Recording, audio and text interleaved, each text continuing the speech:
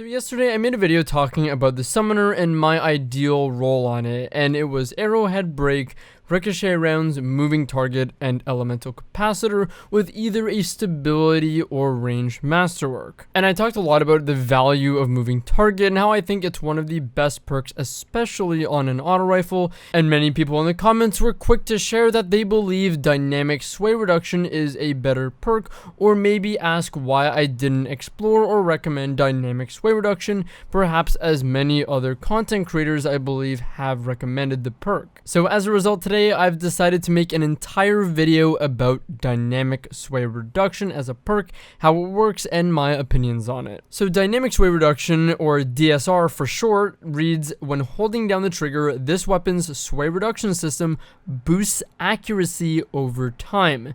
And there's the magical word, accuracy, so you know we're going to be talking about cones in this video at some point, but when are we not, right? Essentially, DSR gradually returns the weapon's accuracy to a slightly better than initial accuracy after shooting it continuously for about, I want to say 10 bullets or so, give or take. The majority of people who I've seen doing tests on this, though, emphasize the increase in accuracy or counter effect to bloom as the main point of effectiveness to this perk, which, based on our knowledge, is indeed very true. However, most people testing the perk are doing so from the hipfire state of auto rifles, and this does make sense because considering in Destiny 2, we don't really have a way of looking at the ADS state of weapons while firing them to observe the interactions and see what's actually happening. That being said, we know that the ADS state tightens the accuracy cone quite a bit, so the effectiveness of this accuracy boost is not going to maybe be quite as drastic as it appears to be when firing in the hipfire state. And furthermore, as far as I know, auto rifles have never had an individual issue with accuracy, especially in Destiny 2. Auto rifles have never really suffered from inconsistency or inaccuracy. So for me, although I agree accuracy is always important, it isn't particularly a problem in need of a solution, especially to reach significantly better consistency with auto rifles. Remember, this isn't quite the same as with hand cannons or other single shot weapons, as auto rifles, being fully auto and high rate of fire weapons, don't have nearly as much weight or importance in the accuracy of each individual bullet. As well as hand cannons, of course, have had a history of feeling inaccurate at times, and the magnitude that you feel the inaccuracy of hand cannons is directly related to the importance of each shot landing for that 3 to 4 shot kill that is so important, because your TTK really suffers if you miss a shot with a hand cannon. Luckily for us though, DSR has an equivalent perk in Destiny 1 that it's based on, and pretty much the same thing with a different name: persistence. Also in Destiny 1, thanks to the third-person stealth mission called Last Rites, we're able to fire in third person but also observe the ADS state of the weapon while doing so, being able to see the crosshairs again while in ADS. And we can also see the way the accuracy cone and aim assist cone alter when firing the weapon, and this includes the interaction with persistence or DSR active to truly see the difference it makes while aiming down sights. All of my findings, or things I've referenced that were findings in D1, seem to be pretty consistent with Destiny 2, as you'd probably assume, so I think this is a reasonable basis. The effect of DSR or persistence appears to be pretty minuscule compared to that of a normal auto rifle's accuracy.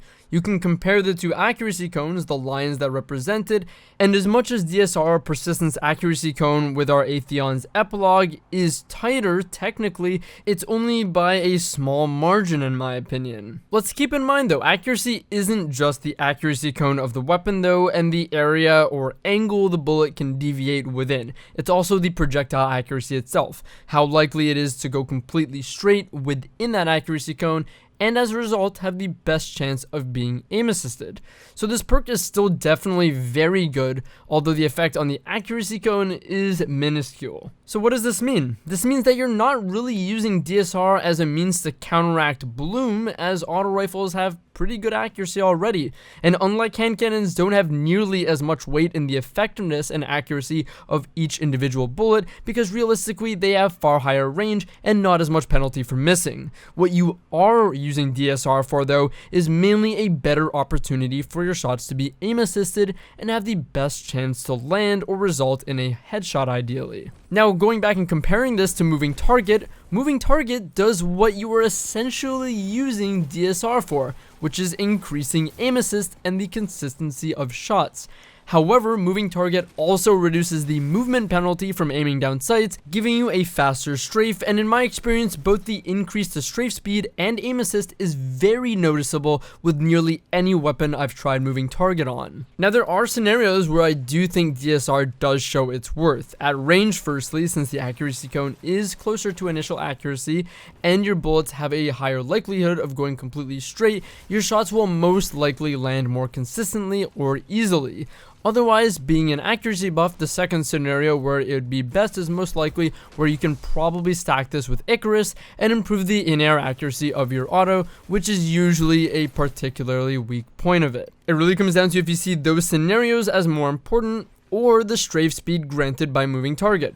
I choose the strafe speed and responsiveness personally every time, as this is very important for all weapons, but especially auto weapons. A faster strafe means better ability to play cover, more evasiveness in gunfights, and a harder time for your opponent to land shots, and most importantly, more responsive player movement to utilize as a way to make fine movements and track with the weapons easier by following your opponent's strafe, all the while being evasive. Being that full auto weapons are tracking weapons, a more responsive strafe allows you to land shots easier by utilizing your character movement with your aim. So yes, DSR is a great perk. I personally just don't see enough of an issue with auto rifle accuracy, even at range, and enough of a difference in the ADS state with the perk for me to pick it over some other perks that I find more impactful, like moving target. Now, you might mention that I said Galliard wasn't as good as the Summoner, but it can get moving target and DSR.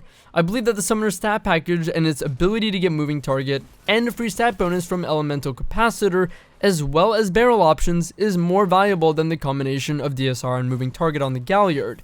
And this partially has to do with what I feel is not enough effectiveness, as I already mentioned.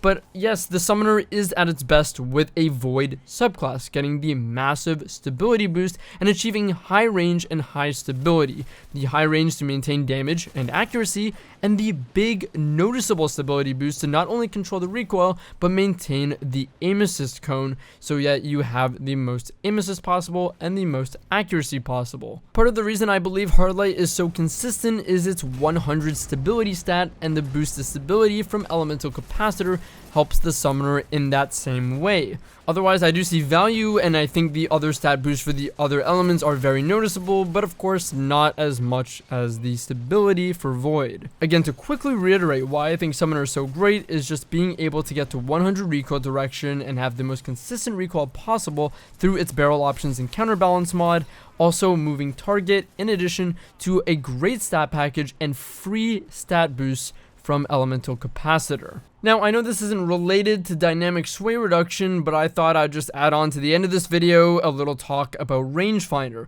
I mentioned this in my last video, but I do want to give a little bit more of a visual here. Ultimately, zoom increasing perks, whether it be sights or especially Rangefinder, because it's so slight, is a personal preference. However, I do have a reason for why I dislike these things. All weapons have a sweet spot, a point at where their aim assist cone is about to end, but as a result is at its widest point, perhaps making it feel good, consistent, or even easier at the sweet spot. However, when you add Rangefinder or a sight like on the Galliard with zoom, you are now having a multiplicative effect on the accuracy cone and the aim assist cone, which, to try and simplify this effect, is essentially stretching the aim assist cone and accuracy cone, creating more distance in close range where your weapon doesn't quite feel as good or forgiving and requires more pinpoint accuracy, and also pushing back your sweet spot further, which, considering most Destiny maps seem to have a lot of close range engagements, I personally would rather not push that out further.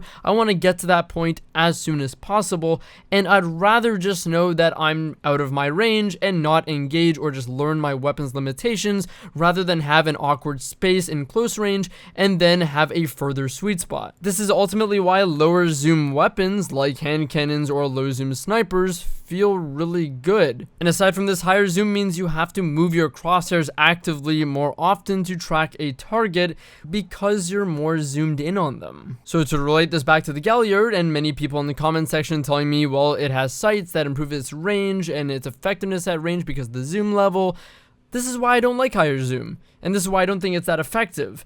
And also, this is why I don't think DSR, although it is a very, very good perk, isn't necessary, isn't perhaps better, in my opinion, than moving target. Again, to reiterate, DSR is a very good perk. Accuracy is always a good thing, but in this case, I don't think DSR is impactful enough and as good as moving target, as well as some of the other benefits in the case of the summoner against DSR. So if you like DSR and you see value in it, then it's great. Yes, there is tons of value in it. For me personally, I like moving target better. Well, I hope you guys enjoyed another discussion on cones, and if you'd like to see more content like this, if you enjoyed it, check me out on Twitch, twitch.tv/Drewskys. Link is in the description. I stream every morning. Otherwise, thanks for watching the video, and I'll catch you in the next one. Take care.